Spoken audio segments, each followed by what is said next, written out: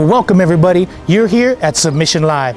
I'm your host, Favi Chulo. Got a great lineup for you today. First up, from Submission Promotions, Gabriel. Everybody gets to see the finished product, but what you don't get to see is the booking, the weigh-ins, the contract signings, all leading up to fighting in the cage. Gabriel will be on to give us all the inside information on that and more. After him, one of the best referees in Southern California, Luis Cobian. There's been a big dilemma here with fighters sticking their fingers in eyes, maybe fixing the gloves so that they can't poke in the eyes because a lot of fighters have been having eye problems. Luis Cobian, who's been around for a long time, is going to be on to give us all the ins and outs of exactly what you can and cannot do in the cage. Great lineup, great show. We're ready to roll.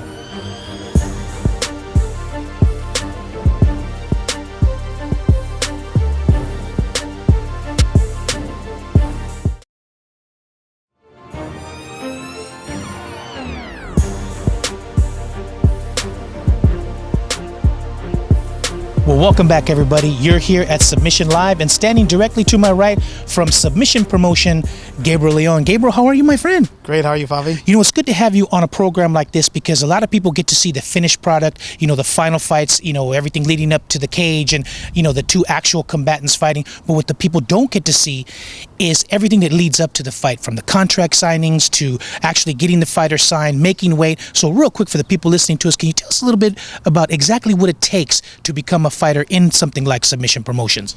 Sure. You know, the main thing is that we have really good matchmakers. They're the best in the business, in my opinion. The matchmakers, what they do is they match up the fights, send it into the State Athletic Commission.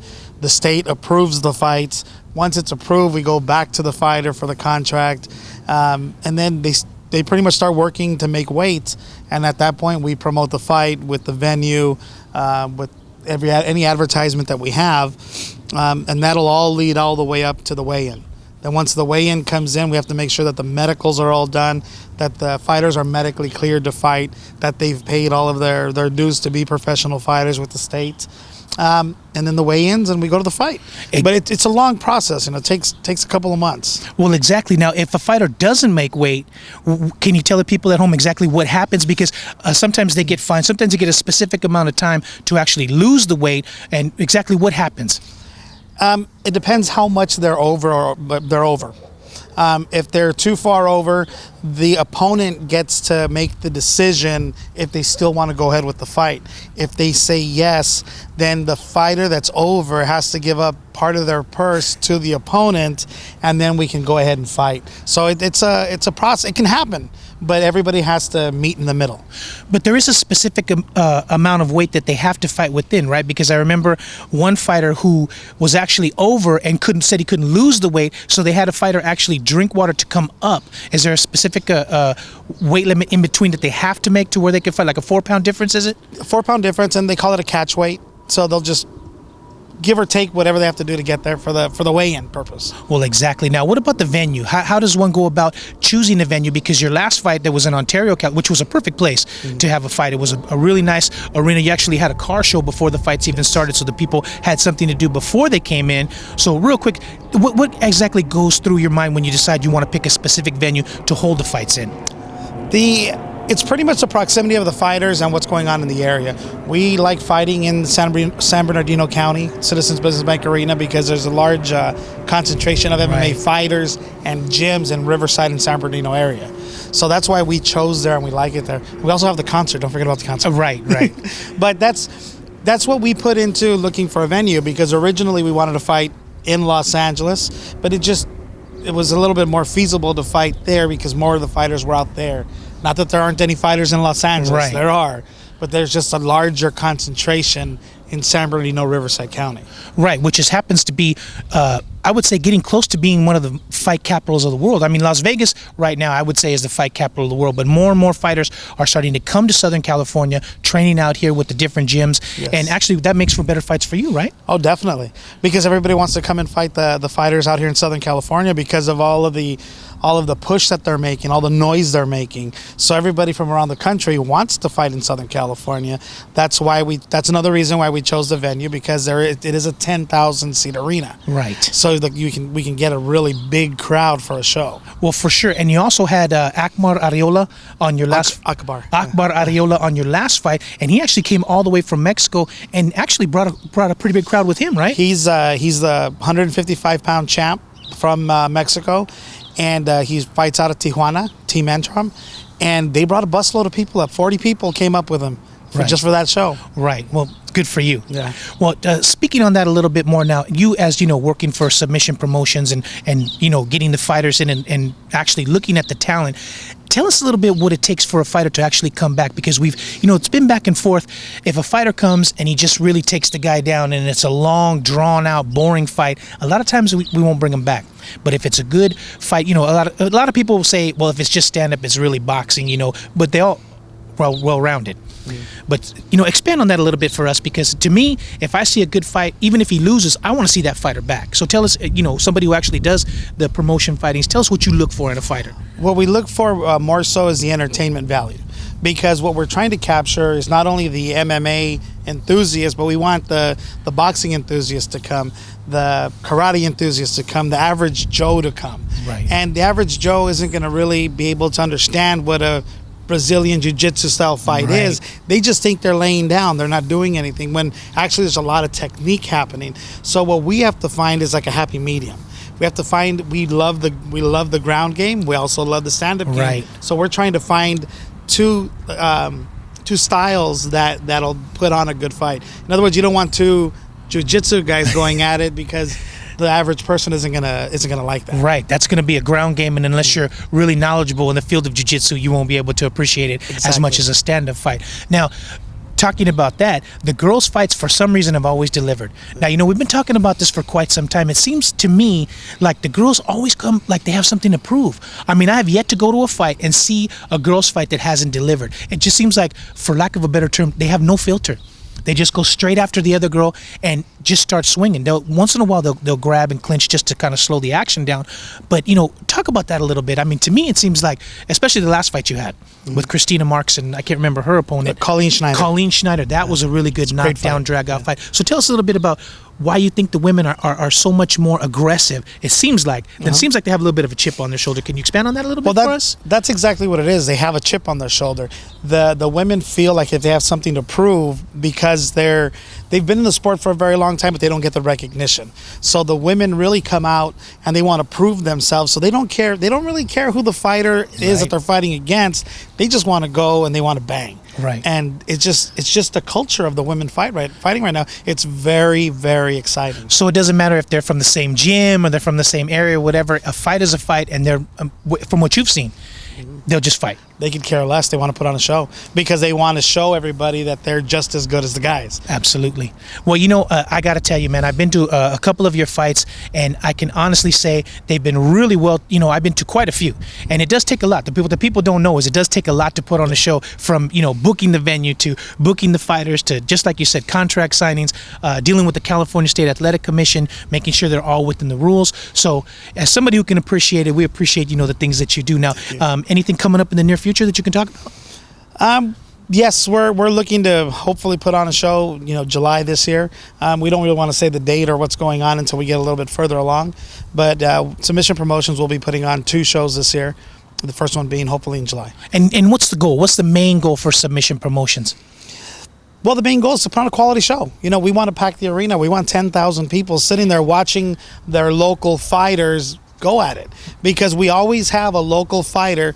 We might have someone from San Jose or somebody from Las Vegas or somebody from San Diego, or like we brought Akbar up from Mexico, right. And he fought Mr. Meters, who's from Riverside. So we always have a local person right in the cage. Right. So we're looking to get 10,000 Southern Californians into the gym, or I'm sorry, into the arena. Right.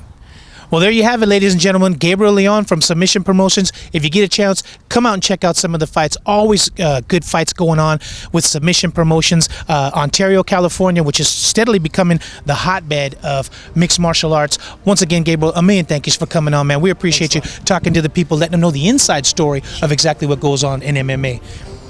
This is Favi Chulo for Submission Live. We'll be right back after this.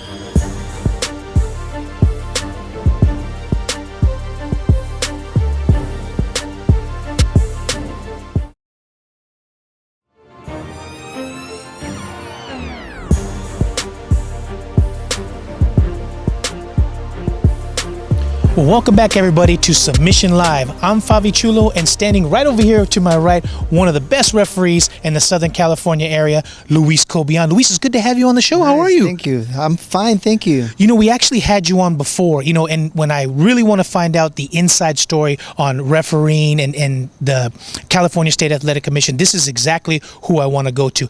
And there's been a huge controversy. This is exactly why we bring you in. There's been a huge controversy as far as some of the MMA fighters sticking their hands out and poking in the eye. Michael Bisping, for example, he had a detached retina from getting poked in the eye. John Jones' last two fights, he's been accused of sticking the hands out to poke in the eye. So now that we have somebody here who knows, can you, for the people listening to us, can you give us the exact rules and exactly what it takes to get a point taken, or specifically the rules in general for eye pokes? Okay, so it's absolutely, you cannot put your finger in any orifice in the body, whether it's a cut, mouth, eye, no way.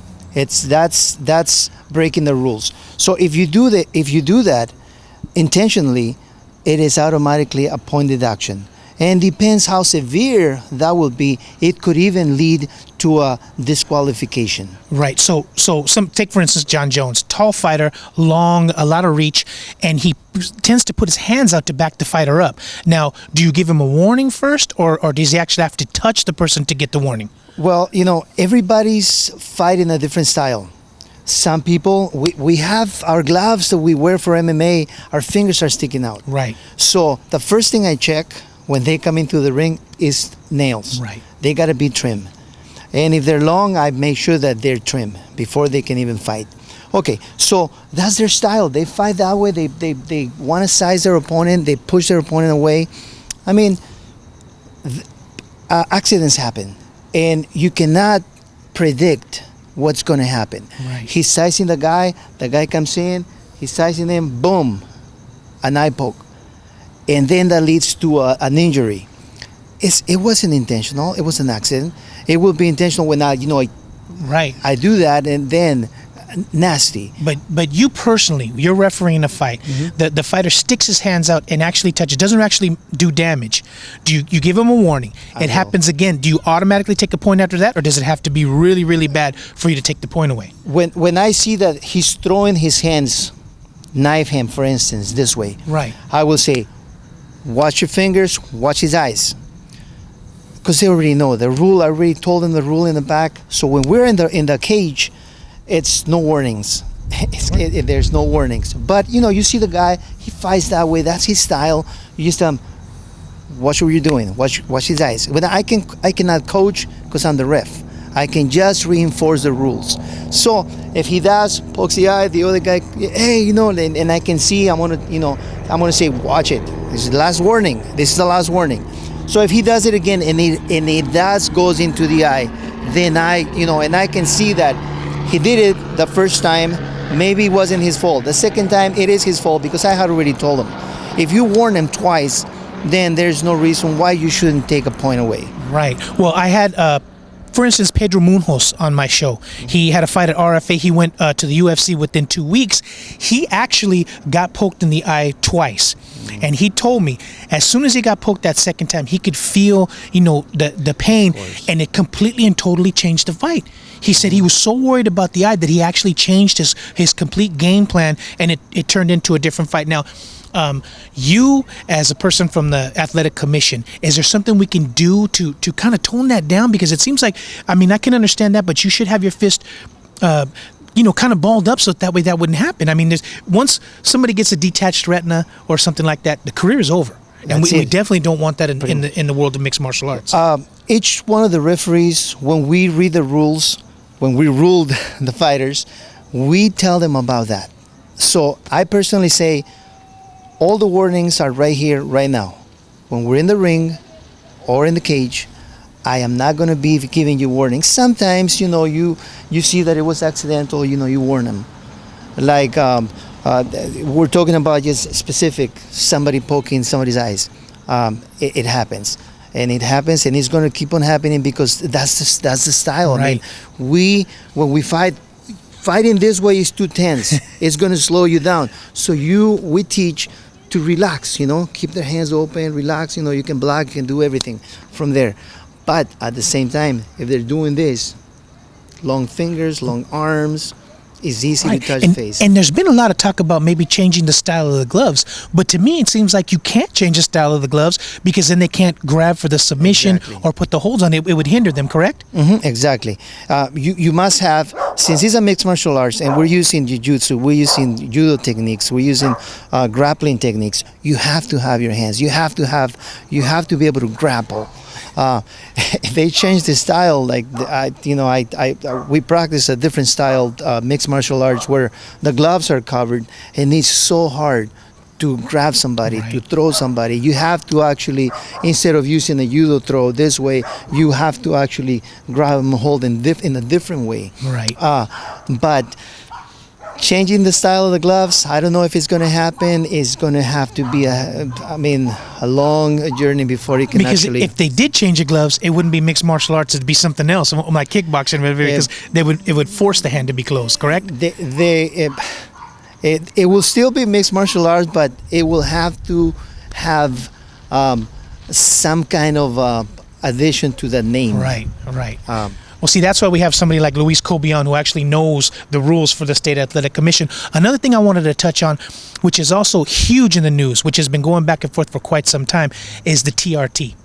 Vitor Belfort, he's been banned from fighting in specific areas. He's been cleared to fight in Brazil. Now, here in the California State Athletic Commission, can you expand a little bit on the rules for TRT? Because to me, it seems like that's an unfair advantage. It is. I mean, rules are rules, and nobody can manipulate any rules. I mean, people will try 1,000 things to say, well, I'm clear in this country, but California specific says you can't do it. It's a banned substance. You can't do it, and if like a lot of people. Marijuana is legal because I have my prescription. Card, yes. Okay, but what did the rules say? I don't care if it's legal. If you have prescription, you can have it in your system when you fight. Right. And that's the end. So in the state of California, regardless of your levels or whatever, you cannot be on any sort of testosterone at all. Correct? At all. Now, have you come up on anything like that here? Because it seems like it's not that relevant here in California. It seems like it's more in Las Vegas, Nevada, maybe overseas a little bit. It is here. It is. We've seen it. I mean, I don't know if I can say names, but Strike Force. I ref this fight. 2 ladies. One of the ladies won. She was found with some substance in her body, and she was banned. Suspended license for a year. The belt was taken away, and why? So it's not only the men, it's the ladies too. Yes. Well, that would be considered an unfair advantage, especially for the ladies. So I can see that. But is it hard to detect in men because it's considered a synthetic drug? This is what we're doing. When you have a title fight, you got to be clean. You have to be clean. Why? Because a lot of things are on the line. Your belt. Let's say that you win and you have that stuff in your body. Right. And because you won, the State Athletic Commission, win or lose, the State Athletic Commission is going to say, okay, you need to be tested. Right. So we test the person. Unfortunately, the person had it. What's going to happen? The belt is going to be taken away. The license is going to be taken away. It makes sense. And what does that say about you as a fighter, that you need some sort of unfair advantage to win? I think fair is fair. I mean, you want to come and fight, it's just like everything else. You have to make the weight. You have to go by the rules. I agree 100%. That's why we have Luis Cobian here explaining the ins and outs of exactly what goes on with banned substances, fingers in the eyes. And you personally, you're a martial artist yourself, so you actually know what it's like. So is it good for the referees to have martial arts background? Because I've heard there's a few judges and a few referees that don't really have mixed martial arts background or anything like that. But you personally, you do, correct? I do. I mean, that would be an advantage, right? Of course. I mean, you have to understand what's going on in the ring. You have to understand. A lot of people say, well, he got hit down there. Okay, it's a low blow, and people might say, come on, ref. Come on, what? I want you to feel that. Right.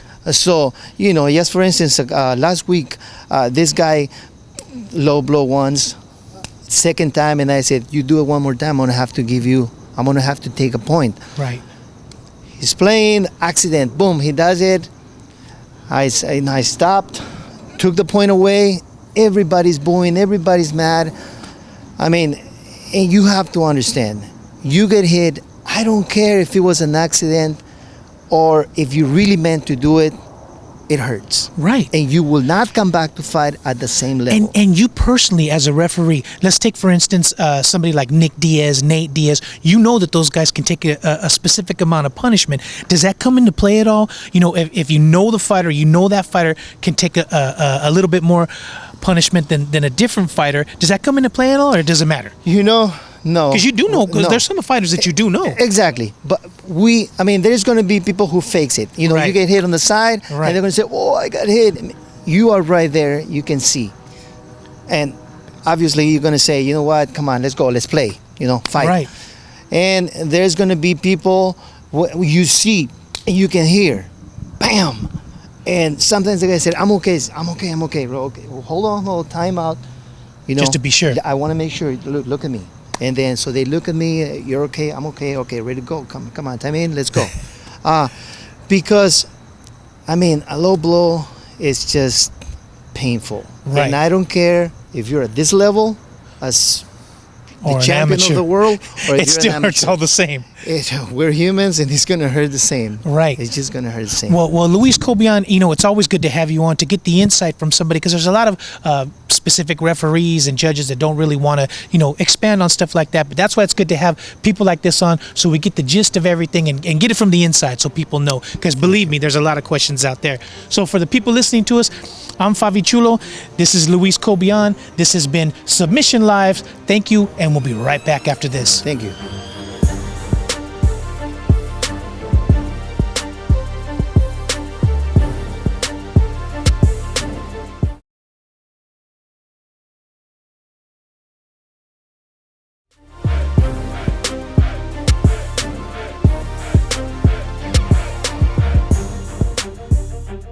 Well, MMA fans, there you have it. Big thanks to Gabriel Leon from Submission Promotions. Now you have the inside scoop on exactly what it takes to put on an MMA sanctioned show.